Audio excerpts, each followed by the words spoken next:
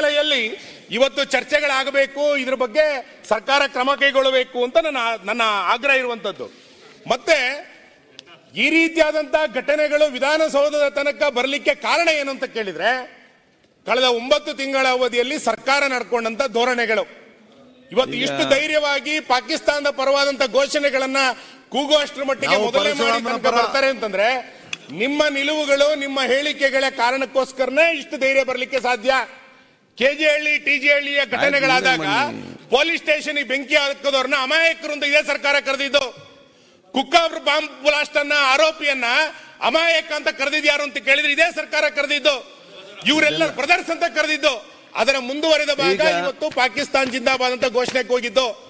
ನಾನು ಆಗ್ರಹಿಸ್ತೇನೆ, ಇದರ ನೈತಿಕ ಹೊಣೆಯನ್ನ ಮುಖ್ಯಮಂತ್ರಿಗಳೇ ಹೊರಬೇಕು, ಬೇರೆ ಯಾರು ಹೊರಲಿಕ್ಕೆ ಸಾಧ್ಯ ಇಲ್ಲ. ಇದನ್ನ ಪಾಕಿಸ್ತಾನ್ ಜಿಂದಾಬಾದ್ ಅಂತೇಳಿ ವಿಧಾನಸೌಧ ತನಕ ಇವತ್ತು ಕೂಗ್ತಾರೆ ಅಂತಂದ್ರೆ ಇದರ ಹೊಣೆಯನ್ನ ಯಾರು ಹೊರಬೇಕಾಗಾದ್ರೆ?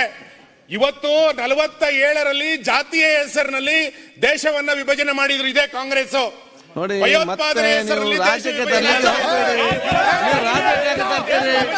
ವಿಚಾರ ಮಾತಾಡಿ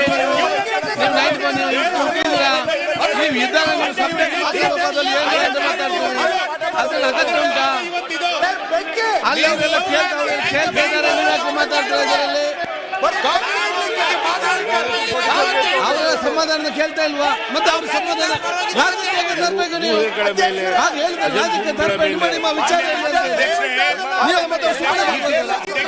ನಿಮ್ಗೆ ಯಾರು ಬಗ್ಗೆ ಸೀರಿಯಸ್ ಅದು ಬಿಟ್ಟು ಪಾಲಿಟಿಕ್ಸ್ ಆಗಿ ಮಾತಾಡ್ತೀರಿ. ಇಲ್ಲಿ ನೀವು ಸಮಸ್ಯೆ ಆಗ್ತದೆ. ಕಾಂಗ್ರೆಸ್ಸಿನ ಮಾನಸಿಕತೆ ಏನು ಅಂತ ಅದು ಕಾಂಗ್ರೆಸ್ ನೋಡಿ, ಮತ್ತೆ ನೀವು ಕಾಂಗ್ರೆಸ್ ಬಿಜೆಪಿ ಅಂತ ಯಾಕೆ ಮಾಡ್ತೀರಿ? ವಿಚಾರ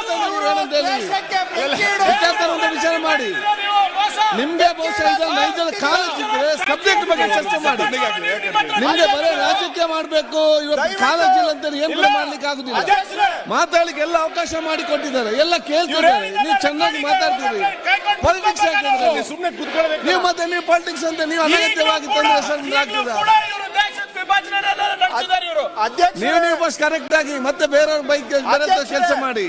ದಯವಿಟ್ಟು ನೋಡಿ. ಆಯ್ತು, ನೆಕ್ಸ್ಟ್ ಸರ್ಕಾರ ಉತ್ತರ ಕೊಡಿ. ಒಂದ್ ನಿಮಿಷ ಅಧ್ಯಕ್ಷರೇ, ಒಂದ್ ನಿಮಿಷ ಆಯ್ತು, ಒಬ್ರು ಮಾತಾಡ್ಲಿ ದಯವಿಟ್ಟು.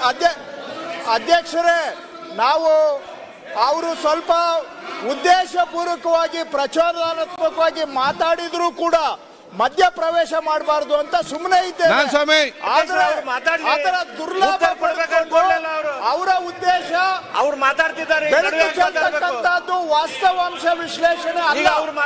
ಅವರು ಬರೀ ಪ್ರಚೋದನೆ ಮಾಡೋದಕ್ಕೋಸ್ಕರ ನಮ್ಮ ತಾಳ್ಮೆ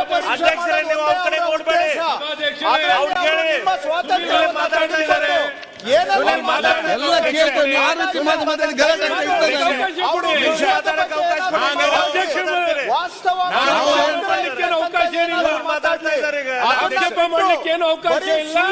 ಕೇಳಿ, ಸ್ವಲ್ಪ ಕೇಳಿ. ತಾವು ಪೀಠದಿಂದ ಅವಕಾಶ ಕೊಡಬಾರದು ಮತ್ತು ಅವರು ಬಗ್ಗೆ ಏನು ಮಾತಾಡಿದ್ದಾರೆ ಅಧ್ಯಕ್ಷರೇ, ಅವರು ಮಾತಾಡಿರೋದನ್ನ ಯಾವುದನ್ನು ಕೂಡ ಊಹೆ ಮೇಲೆ ಮಾತಾಡ್ತಿಲ್ಲ.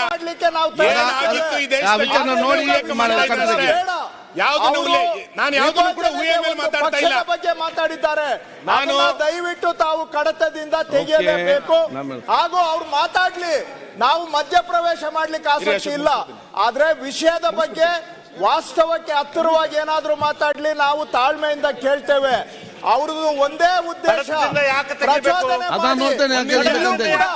ಹೊರಗಡೆ ಸಮಾಜದಲ್ಲಿ ಗಲಾಟೆ ಇಲ್ಲೂ ಗಲಾಟೆ ಮಾಡಬೇಕು ಅನ್ನೋ ಉದ್ದೇಶ ಸರಿಯಾದ ಏನು ಅವಕಾಶ ಕೊಟ್ಟಿದ್ದಾರೆ.